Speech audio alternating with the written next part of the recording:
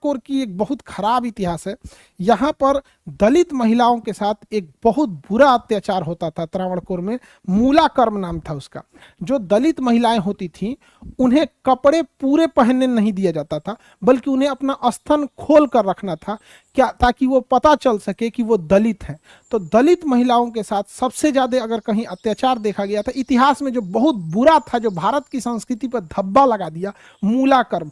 तो दलित महिलाओं को अपना स्तन नहीं ढकना था ताकि पता चल सके कि वो दलित है। और यदि वह अपना स्तन ढकना चाहती थी तो उसे टैक्स देना होता था, जिस टैक्स का नाम था मूलाकर्म।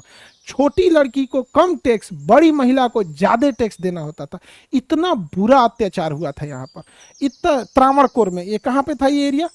ये त्रावणकोर का एरिया केरल और तमिलनाडु का दक्षिणी भाग कहलाता है। तो बताइए हमारे देश में भी ना अजीब अजीब चीज मिलेगा। हमारे यहाँ आपको ना विडंबनाएं बहुत ज्यादा मिलेगी। एक और हम लोग महिलाओं का पूजा करेंगे, महिलाओं को कहेंगे देवी के समान है, लेकिन फिर वहीं पे हमारे इतिहास में वर्णन मिलेगा सती प्रथा के नाम पे, जिंदा जलाने की परंपरा। वहीं पे आपको यहाँ मिल गया मूलाकर्म नाम की चीज। बताइए मूलाकर्म कितना खराब था यहाँ पर। बाद में वहां पर एक महिला थी, उसने अपना स्तन काट दिया और उसके बाद उसके पति ने क्या कर दिया, उसके साथ उसने भी चिता में जल के मर गया। बाद में राजा ने इसका मतलब क्या किया, इस कर को हटाया। लेकिन ये हमारे देश में आप किसी चीज को हटा सकते हैं, इतिहास से आप किसी चीज को नहीं हटा सकते। तो ये इतना बुरा हाल हो गया। दलितों के साथ जितना गुजरा है ना वही बर्दाश्त कर सकते थे, दूसरे के साथ गुजरा रहता तो कब का लोग गुजर गए रहते वहां पे। आज भी आप देखिएगा ना, तो जो शहरी क्षेत्र है तो उसमें तो दलित और SC ST OBC का बहुत अंतर नहीं है। यहाँ दिल्ली मुंबई में आइएगा तो पता नहीं चलता है कौन क्या है। यहाँ लोगों को काम से मतलब है, भाई मेरा काम करके दो, तुम किसी भी कैटेगरी के रहोगे। खाना अच्छा बनाते हो, तुम SC ST OBC कुछ भी हो, तो मेरा खाना बना दो, समझ में आ गया। लेकिन गाँव में अरे खाना बनाओगे, कौन जात के हो, कौन धर्म के हो, ये थोड़ा सा ज्यादा होता है। रूरल एरियाज में ज्यादा होता है, शहरी क्षेत्र में थोड़ा सा इसमें कम है। तो त्रावणकोर का इतिहास बहुत खराब है। समझ में आ गया कि नहीं आएगा?